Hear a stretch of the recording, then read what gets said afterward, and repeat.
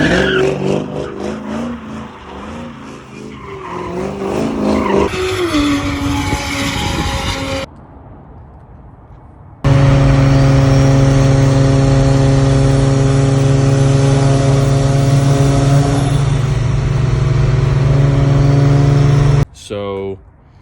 it's been a while since we last worked on the truck, but some exciting stuff is finally coming for the truck after all this time. So basically, I'm getting this truck ready to go to the dyno. I have an appointment on Wednesday. Today is Wednesday, but it's next week on Wednesday, and I have an appointment to get this thing tuned. So before then, I'm just getting a few small things buttoned up. Like I know the last time I didn't have this the filter on there. I'm actually putting on a JEGS intake manifold. I'm going to be redoing. I'm actually going to be doing a return style fuel system. This actually has a returnless fuel system on there, so I'm actually going to be doing that and installing a fuel pressure regulator. And here, I'm just going to take you inside real quick and kind of show you what I got for it. All right, so as you guys can see, this is the JEGS intake manifold. There is a video online about a guy installing one of these. It's not really an in-depth video, but I'm going to try and make this one pretty good and kind of understanding, just for the people that kind of want to do it on their own truck, because I know with the fuel rail and the alternator, it's going to get a little tricky. So I'm going to hopefully try and figure that out. But got all the fuel rails, and then over here I got a lot of -8 line, because that's what I was kind of told to run. I was just going to do all -6, but the tuner actually said go ahead and go with -8. And we have a bunch of fittings that we're going to try and make work. So yeah, we're going to go ahead and get to it. All right, guys, so we are back. I'm really not going to record a whole lot on me doing the actual work. Like I said, there's a million different videos of how to pull off an LS intake manifold. I'm just going to kind of run you through more of when I get kind of close to the alternator with the fuel rail and stuff. And yes, I got to vacuum this out. I do not know what that is. Look like a little home for an insect, or an animal, whatever you call it. But anyway, I am going to go ahead and replace the OEM oil pressure sensor in the inside of the truck. The actual cluster oil pressure sensor is actually out, and it's not even showing any kind of a reading. I know I have oil pressure though, because I have an aftermarket AEM sensor as well. So I am going to replace that while it's easy to get to. And there are a lot of videos, well, the one video I've seen, people leave this up top. They kind of say it's just easier. Me, like I said, I'm not going to say I'm going to succeed with it, but I am going to try and tuck that up underneath the intake manifold just to clean it up. And I would even like to kind of tuck this up underneath, which shouldn't be that hard. I mean, like I said, you can see it's ran back, and I'll kind of throw that up under as well. But this is the old intake manifold. As you can see, I still have my 3-bar map sensor. I do have to pull all these injectors out, because all these injectors are my 1000 cc's. But as of now, I am going to go grab that sensor and actually return the other fuel pump that I'm not going to use. So yeah, I'm going to run down there real quick and grab all these parts, and then I'll clean all this little nest out. All right, guys, so it's just upside down right now, but I got all of the vacuum. So this is going to be my brake line. I think I'm starting to have to use one of these vacuums, and then these are just going to be, I think this one's going to, I'm going to use these for like my wastegates and my blow off valve, and then just my boost gauge. But as you can see, I got the fuel rails on. All the injectors are in. I already upgraded the injectors, so these are the same 1050s. Got the throttle body on, and I was kind of just mocking up some of the other stuff. This is the fuel pressure regulator that I went with to Aeromotive, and how I'm going to be running it is I'm actually going to be using the old feed line as my return. So that's why I got this fitting on the bottom. I am going to try and make it all work. I also got to pull this off, throw some Teflon tape, and throw this in there so we can maintain some. I think we're going to be trying to run 40 psi. on the fuel pressure regulator. And yeah, I just got a few other fittings. These I'm gonna have to make over the little crossover piece. The one thing I'm already know I'm probably gonna be running into is on this side. This is where the alternator sits upside down, so it'll be over here. But I was told that these are a little too big. I am gonna try and find a way around it. So yeah, I'm gonna go out there. I'm gonna get all these kind of squared away up underneath, and then try and run a few of the lines or the wires to like my alternator and stuff through inside here, so I can kind of clean up the engine bay on top of it. But that is where we are so far. So I'll go outside and kind of show you it probably once it's all on and bolted down. All right, guys, kind of coming back with the little truck build, or the finishing up the truck, I guess. I'm getting just the fronts off for right now. As you can see, this is the one side, and if they're going to be street tuning it, I really don't want it to be any kind of an issue. So the front had a lot of camber before I kind of corrected it all and straightened it all back up. So we're going to get these ran down. The back ones are in decent shape. They're not terrible. But yeah, so I'm gonna run these down here real quick. All right, guys. So I know the truck video is gonna kind of be, it's gonna be kind of like back and forth. I really didn't. Just trying to get my keys up. I didn't really do it super, I guess, like consistent on the truck. But what I was gonna do is just kind of run you through the last little things that I ended up doing. And because tomorrow we're actually dropping off the truck at the tune shop to finally get tuned and stuff.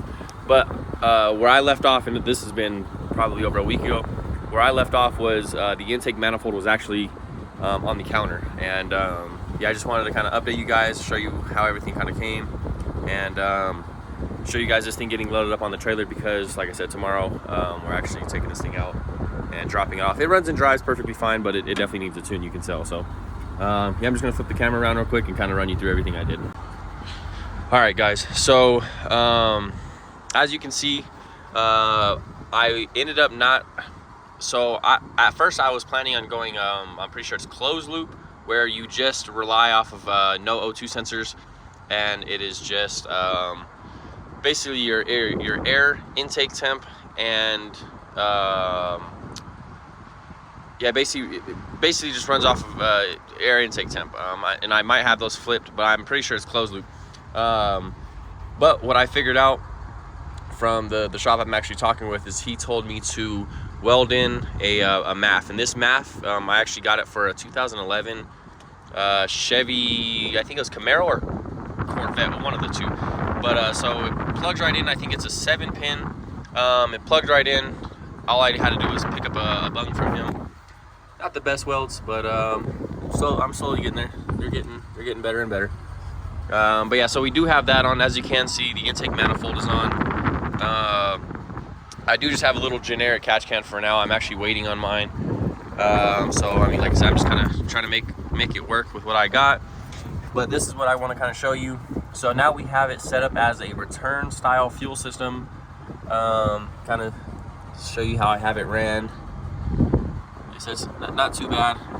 Use the stock feed as the return, and just ran my own, as you can see back there, I made my own feed line and just mounted it up to the firewall back there with the clip. But yeah, so that's all done. Finally got a filter on the front of the turbo for once. But yeah, as of that, that's all done. And I'm gonna add in before this clip the little short video. Just shows the fuel line being ran up top and how I did all that.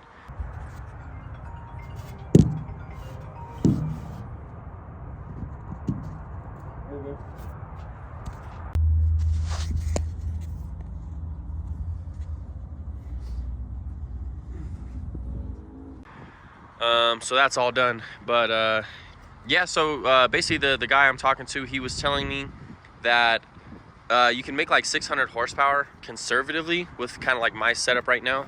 So I'm not gonna lie, I would like to make 700 horsepower. It would be, I think, pretty fun at that. But whatever it makes, you know, it's it's gonna just be nice to have this thing tuned. But yeah, as of now, and I did end up throwing I want to say it's close to 12-pound springs. I'm not 100% on that, but so we're gonna be around there. But yeah, as of that's kind of where I am with the truck. I like how everything kind of came out. It came out pretty solid, I think so. As of right now, I am gonna take the Platy, go around and get the trailer and put this thing on a trailer. I could drive it down there, but just to play it safe, I'm gonna go ahead and throw it on the trailer. That way we know for a fact we're gonna get down there tomorrow, because we got to drop it off at 9 a.m. But yeah, let's drive over there and grab the trailer real quick. All right, guys, so we got the trailer on. Now we're just gonna go, we're gonna pull up over here in the street and just get the truck loaded up, and then we'll be good.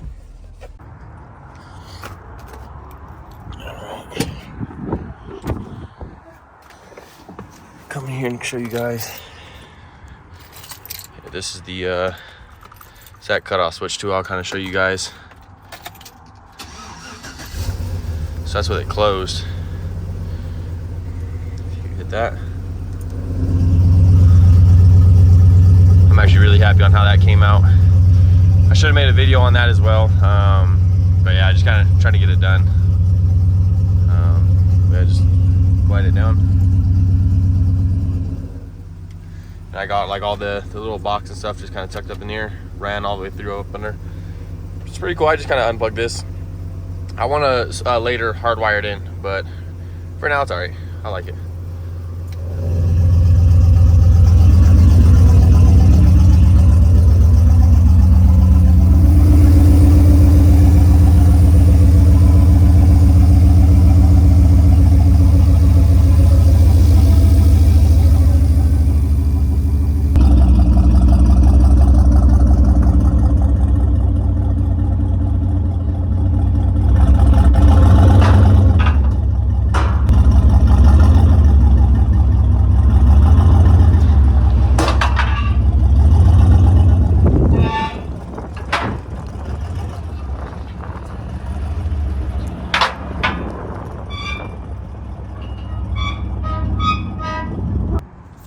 One thing I kind of just wanted to show you guys too, on I mean, just after a while, after you keep tying stuff down, you just start kind of running into issues. But one thing I've learned is what I'll do, strapping it by myself, is I'd always try to keep tension on here while I'm running it through the wheels. And as you can see, just the weight of it wants to like pull it down. So what I do now is I'll actually grab it, loop it through.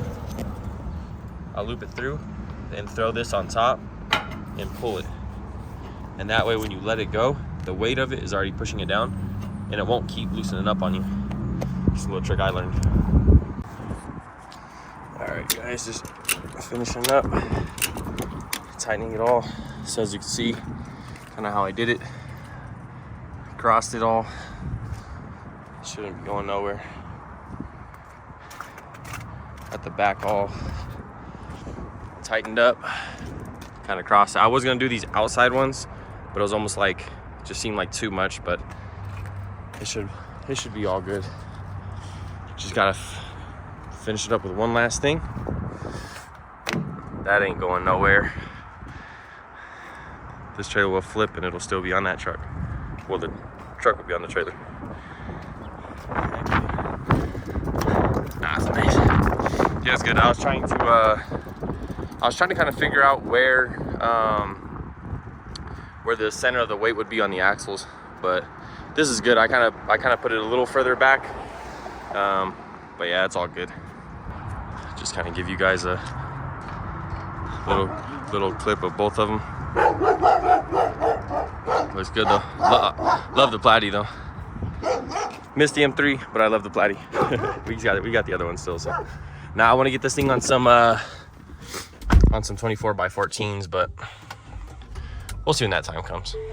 But yeah, I'm just gonna go ahead and try and back this thing up in the driveway. Don't really want to leave it in the street, not around here. So you want to try that real quick? And yeah. All right, guys. Got the truck and the trailer inside of the driveway. A little tight, but all it's got to be is until tomorrow morning. Hopefully my dad doesn't plan on going anywhere, because that's, yeah. But first shot, back right in. Barely, but I got it. This is a tight squeeze, as you can see. I didn't need to pull in the driveway, but I just feel like sometimes I like putting myself through challenges. So here I am. But yep, that's it. Unfortunately, I am going to save. I'm not going to be there for the dyno, unfortunately, because I have work tomorrow. I tried to plan it all last week when we didn't have work, but it didn't end up working out how I wanted it to. So I'm going to be, I was going to do a video on the truck on the dyno. That was going to be my my main goal. I am going to see if I can possibly maybe get down there when he's doing it. We might be able to get off on time, I don't know. If not, I'll try and have him go ahead and record something or shoot a video, or at least a sheet of paper. I want a dyno actual sheet. I want to know the exact power it made. That way you guys can kind of get an idea of what it's pushing. It's not just kind of like some random number that I think it's pushing. But yeah, so like I said, the next video is going to be either a dyno video or a test drive. So that should be pretty exciting. I am really stoked for this truck. It's been a long time since we've been behind some power. I am coming out with the GTI again. I would show you guys, but then it'll kind of ruin the whole surprise. But I have some plans on getting M3 still back here, looking nice. But I do have some plans this year, actually taking it to the track. I would like to make a Rocky Mountain race week with the GTI.